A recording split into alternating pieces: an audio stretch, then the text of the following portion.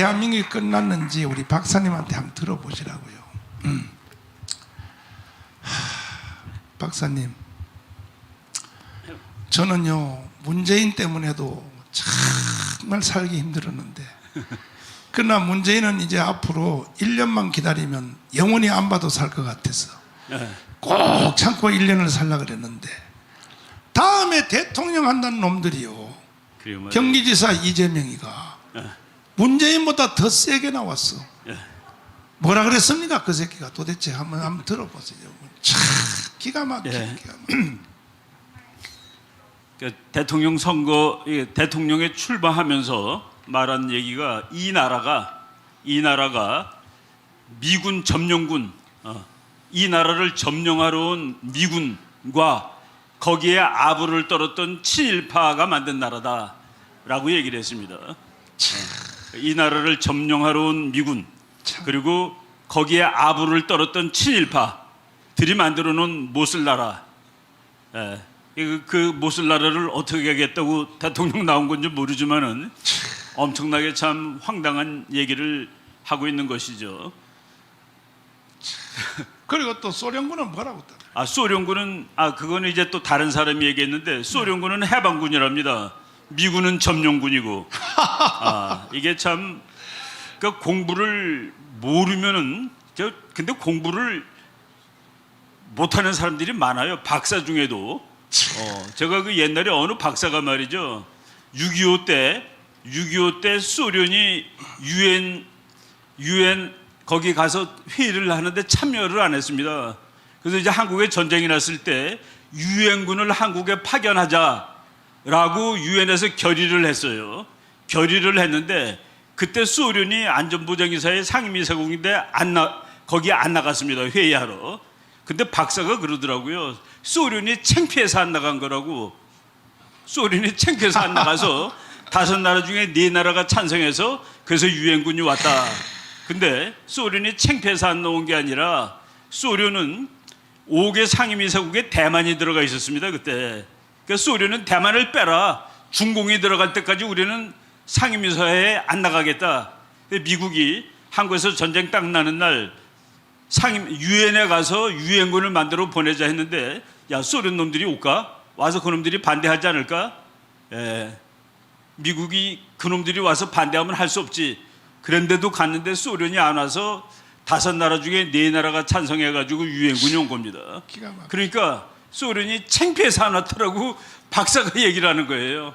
그러니까 공부가 짧습니다. 이 사람은 뭐 학자가 아니니까 그렇게 틀린 얘기라도 할 수는 없지만은, 그래도 대통령쯤 될 사람이 그런 얘기를 하면 절대로 안 되죠. 그러니까 이게 왜 문제냐 하면, 정교조들이 몇십 년 동안 계속 가르친 것이 이제는 다음에 대통령 하겠다는 사람들 입에, 그렇죠, 기정사실로 입으로 나오는 거야.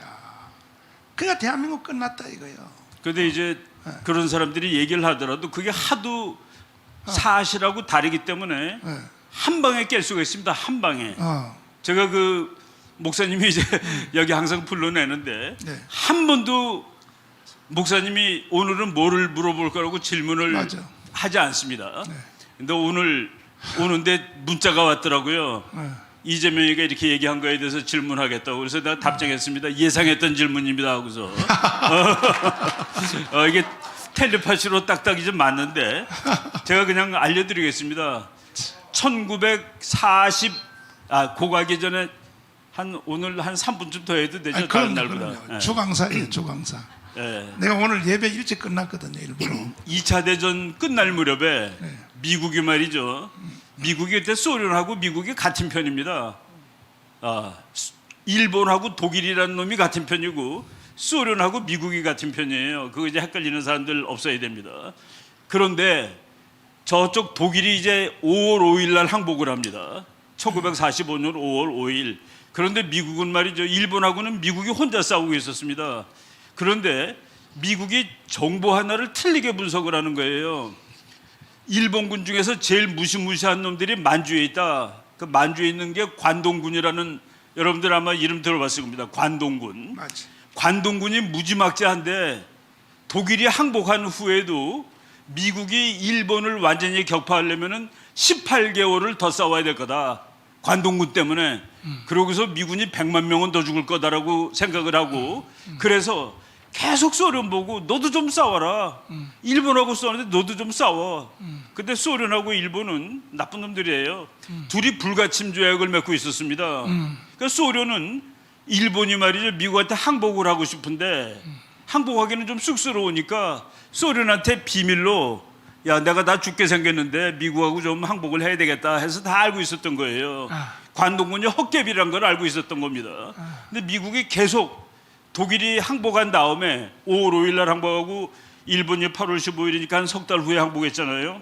야 빨리 좀 와서 좀 싸워줘. 빨리 좀 싸워줘. 소련은 야 우리 2천만 명 아직 시체도 못 묻었어. 그래서 계속 시간을 끄는 겁니다. 그러니까 미국이 막 몸이 다른 거예요. 일본을 깨는데 관동군하고 싸우면 100만 명 죽는데 자기네들이. 그런데 핵폭탄이 나온 겁니다. 핵폭탄 맨 처음에 7월 16일 날 핵폭탄이 나왔을 때 트루만 대통령이 그 폭탄이 뭔지도 몰랐어요. 그렇게 극비로 만든 폭탄인데 핵폭탄이 터지는 날 소련 스탈린한테 야 우리는 큰 폭탄을 만들었어 그랬더니 스탈린이 깜짝 놀랐습니다. 스탈린은 알았거든요 그게 핵폭탄인지. 근데 왜 미국 대통령은 핵폭탄인지 모르느냐. 그 사람이 부통령일 때 루즈벨트가 만들기 했는데 부통령한테도 그게 핵폭탄이라는 걸 안 가르쳐줬던 겁니다. 근데 자기가 대통령이 루즈벨트 대통령이 아파서 죽고 그래서 전쟁 몇 달 남기고서 대통령이 됐거든요. 그래서 큰 폭탄이 있다 그랬더니 스탈린이 그 폭탄을 좋은 목적으로 쓰기 바란다 라고 얘기했던 것이 7월 17일 그 무렵입니다. 그런데 8월 6일 날 우리 목사님이 매일 쓰는 8월 6일 날 한 방이 떨어졌습니다. 이제 일본은 그냥 가는 거죠. 두 번째가 8월 9일 날 아침 9시에 떨어지는데 8월 9일 날 새벽 0시에 소련 놈들이 나도 일본한테 전쟁하겠다고 선전포고를 하는 겁니다. 그러니까 8월 9일 날 선전포고하고 소련군이 저쪽 두만강 건너서 들어온 거예요 벌써. 그러니까 미국에서 난리가 난 겁니다. 일본하고 자기가 다 싸웠는데 소련 놈들이 벌써 한반도를 들어오면 어떻게 해가지고 8월 10일 날 미국 시간으로 8월 10일 날 새벽 한 2, 3시쯤 됐을 때 별 하나인 조지 링컨이라는 장군이 대령 두 사람한테 야 이거 소련 놈들이 벌써 한반도 들어왔는데 이거 어떻게 할지 좀 빨리 한번 생각을 해보라. 그래가지고 밤 2시쯤 됐을 때 대령 두 명이 정말 지도도 없었습니다. 내셔널 지오그래픽에 나오는 백지도를 보고 그리고 앉아서 한참 쳐다보다가 와 여기 38도 선이라는 끝내주는 선이 있다. 요 선까지만 소련 놈들 오라고 그러자. 소련 놈들은 38도까지만 내려오라고 그러자. 그래가지고 그거를 아이디어를 해가지고 그래서 뭐라고 그러는지 아세요? 야 38도 밑에 서울도 있고 인천도 있고 부산도 있어. 미국은 해군의 나라인데 인천 부산이 있잖아. 그리고 서울도 그 밑에 있으니까 뭐 반쪽이라도 가져도 그 우린 다행이야 라고 해가지고 38선이라는 아이디어를 가지고 장군한테 갔더니 장군이 뭐라고 그러는지 아십니까? 아니 소련 놈들은 단 며칠밖에 안 싸우고 반을 준단 말이야. 이거를 너무 억울하잖아. 40도로 다시 긋지 40도로 하게 되면 저쪽 평양 위쪽까지 남한이 되는 겁니다.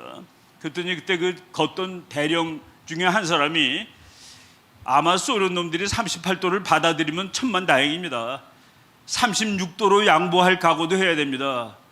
소련은 자기는 이미 들어와 있고 미국은 오키나와에 있었거든요. 그러니까 가만 놔두면 소련이 제주도까지 다 먹는 겁니다. 그런데 그럼 38도 선을 제한하자 했는데 그것을 소련이 받아들여서 놀랐습니다.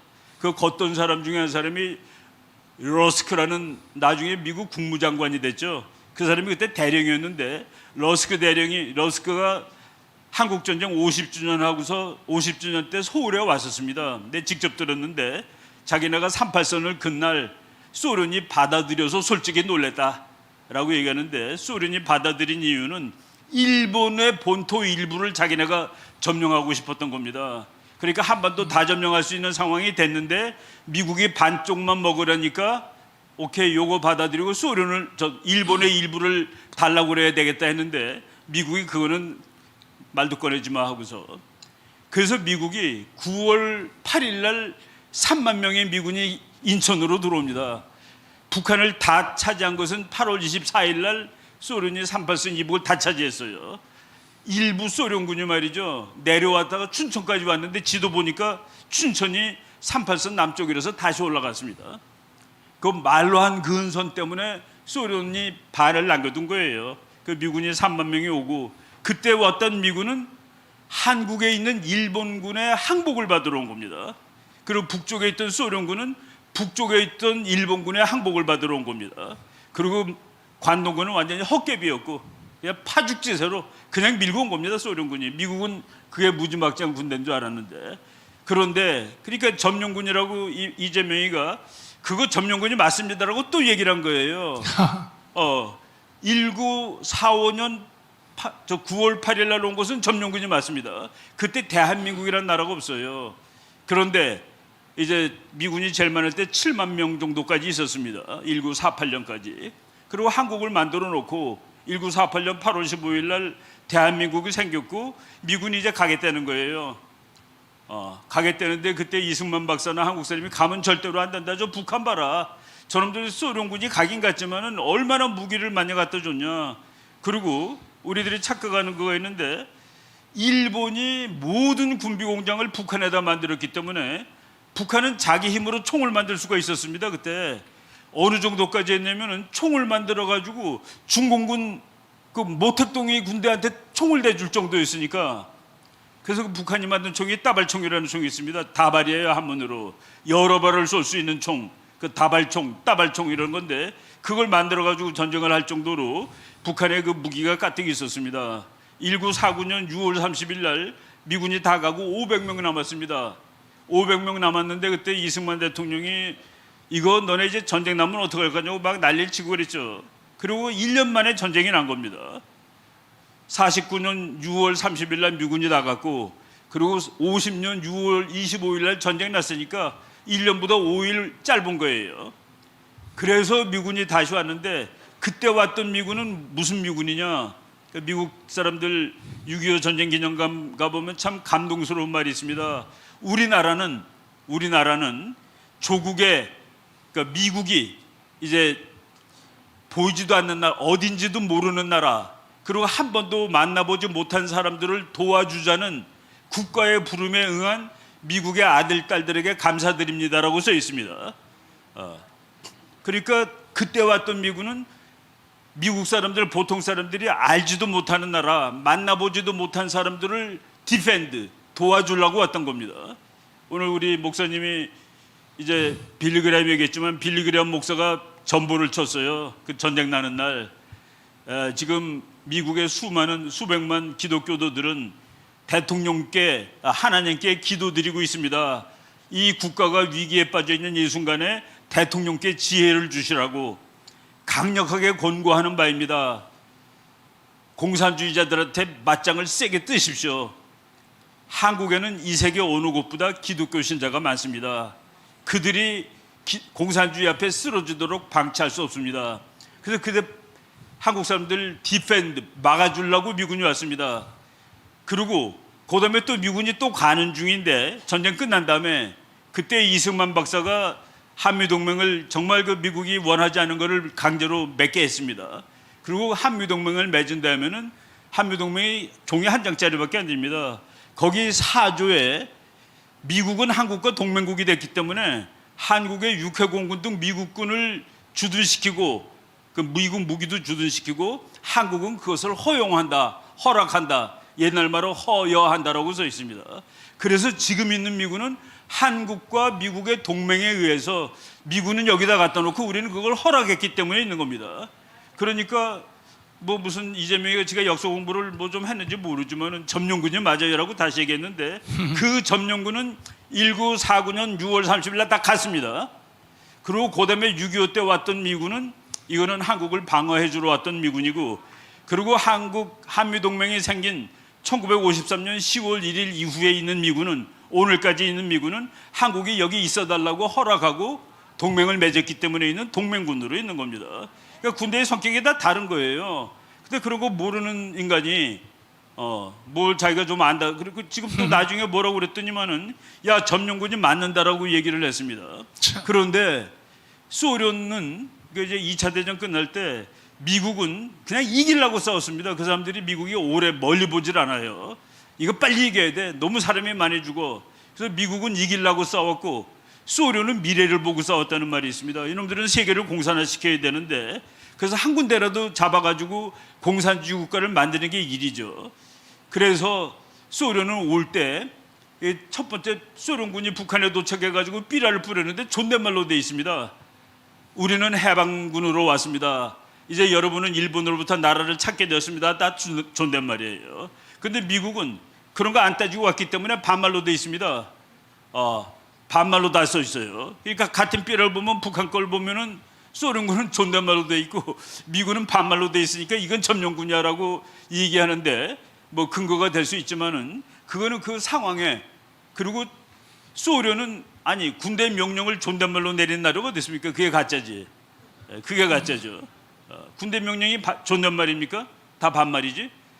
바로 그런 것들을 우리 국민들이 공부를 깊게 안 하다 보니까 자꾸 속아요. 근데 아주 간단합니다.